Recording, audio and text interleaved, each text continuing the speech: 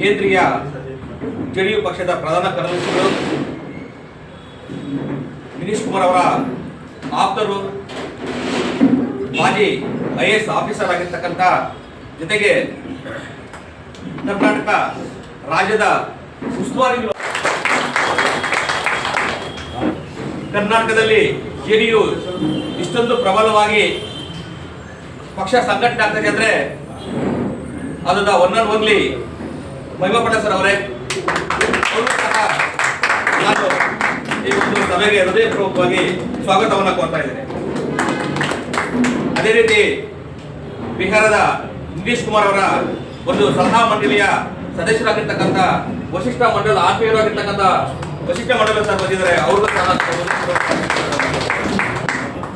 ಅದೇ ರೀತಿ ಬಿಹಾರದಿಂದ ಮತ್ತೊಬ್ಬ ಆತ್ಮೀಯರು ಮತ್ತೆ ಜೆಡಿಯು ಪಕ್ಷದ ಸದಸ್ಯರಾಗಿರ್ತಕ್ಕಂಥ ಅಜಯ್ ಸರ್ ಅವರು ಬಂದಿದ್ದಾರೆ, ಅವ್ರಿಗೂ ಸಹ ನಾನು ಪಕ್ಷದ ಮಹಿಳಾ ಘಟಕದ ರಾಜ್ಯ ಸಂಚಾಲಕರಾಗಿರ್ತಕ್ಕಂಥ ಶ್ರೀಮತಿ ಕಲಾವತಿ ಮೇಡಮ್ ಅವರಿಗೂ ಸಹ ನಾನು ಸ್ವಾಗತವನ್ನು ಕೊಡ್ತಾ ಇದ್ದೇನೆ. ಅದೇ ರೀತಿ ರಾಜ್ಯ ಪ್ರಧಾನ ಕಾರ್ಯದರ್ಶಿಯಾಗಿರ್ತಕ್ಕಂಥ ರಂಗನಾಥ್ ಸರ್ ಅವರು ಬಂದಿದ್ದಾರೆ, ಅವ್ರಿಗೂ ಸಹ ಸ್ವಾಗತವನ್ನು ಕೊಡ್ತಾ ಇದ್ದೀನಿ. ಅದೇ ರೀತಿ ಮತ್ತೊಬ್ಬ ಕರ್ನಾಟಕ ರಾಜ್ಯ ಪ್ರಧಾನ ಕಾರ್ಯದರ್ಶಿಯಾಗಿರ್ತಕ್ಕಂಥ ಲಕ್ಷ್ಮೀ ಮೇಡಮ್ ಅವರು ಬಂದಿದ್ದಾರೆ, ಅವ್ರಿಗೂ ಸಹ ನಾನು ಸ್ವಾಗತವನ್ನು ಕೊಡ್ತಾ ಇದ್ದೀನಿ. ಮುಖ್ಯವಾಗಿ ಈ ಎಲ್ಲ ಒಂದು ಕಾರ್ಯಕ್ರಮ ಅರೇಂಜ್ ಮಾಡಿ ಎಲ್ಲ ಪಾಪ ಇಂದು ಅಧ್ಯಕ್ಷರಾಗಿರ್ತಕ್ಕಂಥ ಜೆಡಿಯು ಪಕ್ಷದ ರಾಜ್ಯಾಧ್ಯಕ್ಷರಾಗಿರ್ತಕ್ಕಂಥ DK ಶ್ರೀನಿವಾಸ್ ಗೌಡ ಸರ್ ಇದ್ದಾರೆ, ಅವ್ರಿಗೂ ಸಹ ನಾನು ಈ ಸಭೆಗೆ ಸ್ವಾಗತವನ್ನು ಕೊಡ್ತಾ ಇದ್ದೀನಿ.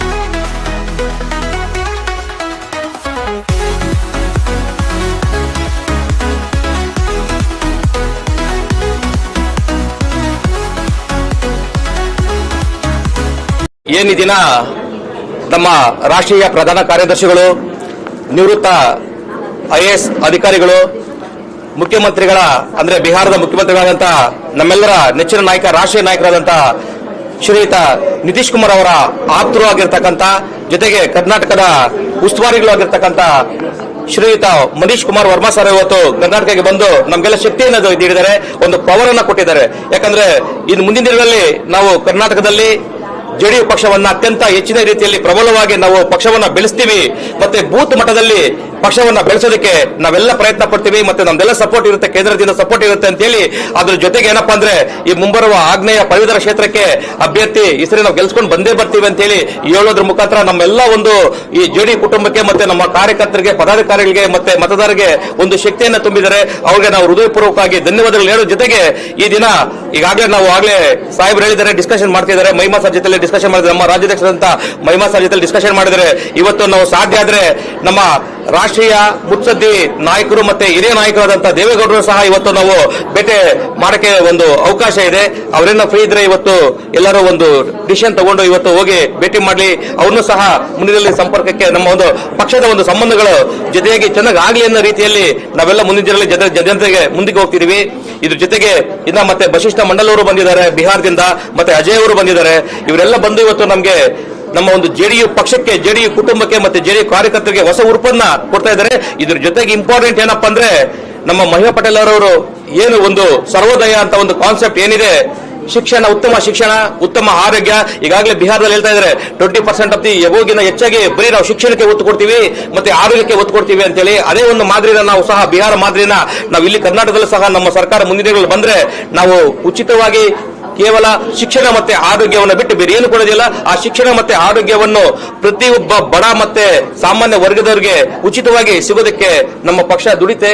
ಮತ್ತೆ ನಾವು ಜೊತೆಗೆ ಈಗಾಗಲೇ ಜಿಲ್ಲಾ ಮಟ್ಟದಲ್ಲಿ, ತಾಲೂಕು ಮಟ್ಟದಲ್ಲಿ ಮತ್ತೆ ಹೋಬಳಿ ಮಟ್ಟದಲ್ಲಿ ಬೂತ್ ಲೆವೆಲ್ ಅಲ್ಲಿ ಹೋಗಿ ನಾವು ವರ್ಕ್ ಮಾಡೋದಕ್ಕೆ ಸ್ಟಾರ್ಟ್ ಮಾಡಿದೀವಿ. ಆಗಲೇ 22 ಜನವರಿ 2025 ನಾವಾಗಲೇ ಕುಡುಮಲಲ್ಲಿ ಸ್ಟಾರ್ಟ್ ಮಾಡಿ ನಮ್ಮ ಮಹಿಮಾ ಪಟೇಲ್ ಸರ್ ಅವರ ನೇತೃತ್ವದಲ್ಲಿ ಪ್ರತಿ ಜಿಲ್ಲಾ ಕೇಂದ್ರಗಳಿಗೆ, ತಾಲೂಕು ಕೇಂದ್ರಗಳಿಗೆ ಮತ್ತೆ ಹೋಬಳಿ ಕೇಂದ್ರಗಳಿಗೆ, ಬೂತ್ ಮಟ್ಟದಲ್ಲಿ ಕೇಂದ್ರಗಳಿಗೆ ಹೋಗಿ ಜನಸಂಪರ್ಕ ಮಾಡಿ ಅವರ ಸಮಸ್ಯೆಗಳನ್ನು ಹರ್ಕೊಂತ ಇದ್ದೀವಿ. ಸಹಯೋಗದೊಂದಿಗೆ, ಸಹಕಾರದೊಂದಿಗೆ ಮುಂದಿನಲ್ಲಿ ಜೆಡಿಯು ಪಕ್ಷ ಕರ್ನಾಟಕದಲ್ಲಿ ಅತ್ಯಂತ ಹೆಚ್ಚಿನ ಮಟ್ಟದಲ್ಲಿ ನಾವು ಪಕ್ಷವನ್ನು ಸಂಘಟನೆ ಮಾಡಿ ಮುಂದೆ ಬರ್ತವ ಎಲ್ಲಾ ಚುನಾವಣೆಗಳಲ್ಲಿ ನಾವು ಪಾರ್ಟಿಸಿಪೇಟ್ ಮಾಡ್ತೀವಿ ಮತ್ತೆ ಚುನಾವಣೆಯಲ್ಲಿ ನಿಂತ್ಕೊಂತೀವಿ ಅಂತ ಹೇಳ್ತಾ ನಾನು ಒಂದು ಭಾಷಣವನ್ನು ಮುಗಿಸ್ತೇನೆ. ಜೈ ಹಿಂದ್, ಜೈ ಕರ್ನಾಟಕ.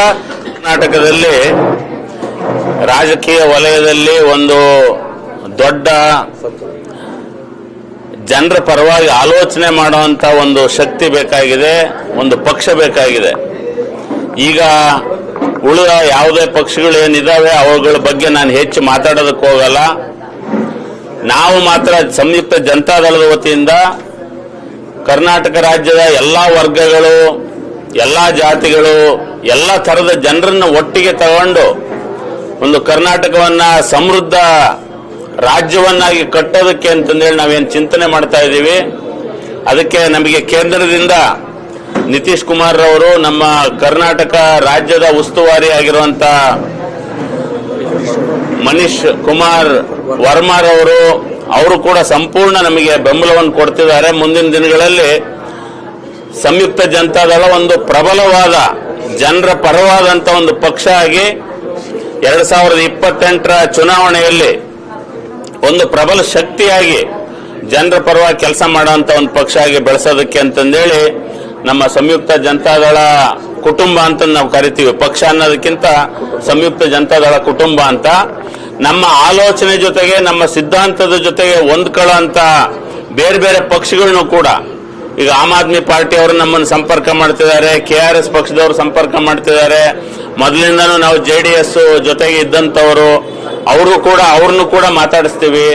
ಎಲ್ಲ ನಮ್ಮ ಆಲೋಚನೆಗಳಿಗೆ ಜನರ ಪರವಾಗಿ ಯೋಚನೆ ಮಾಡೋಂಥ ಎಲ್ಲ ಪಕ್ಷಗಳನ್ನು ಕೂಡ ನಮಗೆ ಬೆಂಬಲ ಕೊಡೋದಕ್ಕೆ ಬಿಜೆಪಿ, ಕಾಂಗ್ರೆಸ್ನವ್ರು ಬೆಂಬಲ ಕೊಟ್ಟರೆ ನಾವೇನು ಬೇಡ ಅನ್ನಲ್ಲ. ಈ ಸಾರಿ ಈ ನಮ್ಮ ಚುನಾವಣೆ ಈಗ 2026 ಜೂನ್ನಲ್ಲಿ ಆಗ್ನೇಯ ಪದವೀಧರ ಕ್ಷೇತ್ರದ ಚುನಾವಣೆ ಏನು ಬರ್ತಿದೆ, ಅದಕ್ಕೆ ನಾಗರಾಜ್ ಅವ್ರನ್ನ ಕ್ಯಾಂಡಿಡೇಟ್ ಮಾಡಿದೀವಿ. ಮತ್ತೆ ಉಳಿದ ಇನ್ನೂ ಬೇರೆ ಬೇರೆ ಭಾಗಗಳಲ್ಲಿ MLC ಎಲೆಕ್ಷನ್ ಏನು ಬರ್ತಿದೆ, ಅದಕ್ಕೆ ನಾವು ಅಭ್ಯರ್ಥಿಗಳನ್ನ ಹಾಕೊಂಡು ಈ ಕರ್ನಾಟಕ ರಾಜ್ಯದಾದ್ಯಂತ ಪಕ್ಷವನ್ನು ಬೆಳೆಸಿ ಮುಂದಿನ ದಿನಗಳಲ್ಲಿ ಸರ್ವೇ ಜನ ಸುಖಿನೋ ಭವಂತು ಅಂತ ಏನ್ ಹೇಳ್ತಾರೆ, ಸಕಲ ಜೀವಾತ್ಮರಿಗೆ ಲೇಸ ಆಗಲಿ ಅಂತಂದೇನು ಹೇಳ್ತಾರೆ, ಆ ತರದ ಒಂದು ವ್ಯವಸ್ಥೆಯನ್ನು ಕಟ್ಟೋದಕ್ಕೆ ನಾವು ಬದ್ಧರಾಗಿದ್ದೇವೆ. मैं जनता दल यूनाइटेड का राष्ट्रीय महासचिव हूं और कर्नाटक का प्रभारी हूं. इस नाते मैं प्रभारी होने के नाते आया हूं और अपने जितना भी जनता दल परिवार के साथी हैं, जनता दल परिवार के सदस्य हैं, सबसे मिल करके कैसे यहां पर पार्टी मजबूत हो, कैसे पार्टी आगे बढ़े, उसके संगठन को कैसे धारदार बनाया जाए, इसके लिए हम लोग काम कर रहे हैं. आज की मीटिंग हम सभी साथियों से मिल करके आगे कैसे काम करें इसकी स्ट्रैटेजी बनाने के लिए थी, सबसे बात करने के लिए थी. तो इस पे बात हुई. हमारे यहाँ के कर्नाटक के जो प्रेसिडेंट है महिमा पटेल जी को लगातार पार्टी के लिए काम कर रहे हैं और काफी मजबूती के साथ काम कर रहे हैं, जमीन पे काम कर रहे हैं, लोगों के साथ जुड़ करके काम कर रहे हैं. मुझे लगता है कि इनके नेतृत्व में पार्टी मजबूत होगी और आगे जो भी चुनाव होंगे उसमें हम मजबूती के साथ लड़ेंगे. हमारे जो यहाँ पर हैं नागराज जी, ये काफी एक्टिव लोग हैं और इन्होंने काफी काम किया है और मुझे लगता है कि ये अभी काउंसिल के चुनाव में ग्रेजुएट कंस्टिट्यूएंसी लेंगे. हमारे दल का पूरा समर्थन और लोगों की जो समस्याएं हैं उसको समाधान करने के लिए, कर्नाटक के विकास में कैसे इसके लिए हम लोग लगातार काम करेंगे. उसमें हमारा दल 5 दल हम लोग साथ मिलकर लड़ रहे हैं, NDA अलायंस है और हमारा दल मजबूती के साथ इस चुनाव में भाग लेगा. और मुझे लगता है कि पहले भी जिस तरह जीते हैं इस बार भी बहुत अच्छे से हम लोग का टारगेट है 2025 और 225. फिर से नीतीश.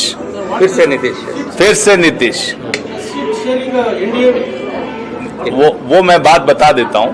तो ये जो हम लोग का नारा है, सारे दल मिल करके हम लोग फिर से माननीय मुख्यमंत्री जी को फिर से मुख्यमंत्री बनाने के लिए दृढ़ संकल्पित हैं. पूरी मजबूती के साथ काम कर रहे हैं, सब मिल के काम कर रहे हैं और बहुत अगले चुनाव में हमारा प्रदर्शन बहुत अच्छा होगा, इसकी मुझे पूरी उम्मीद है। इसके लिए काम किया जा रहा है।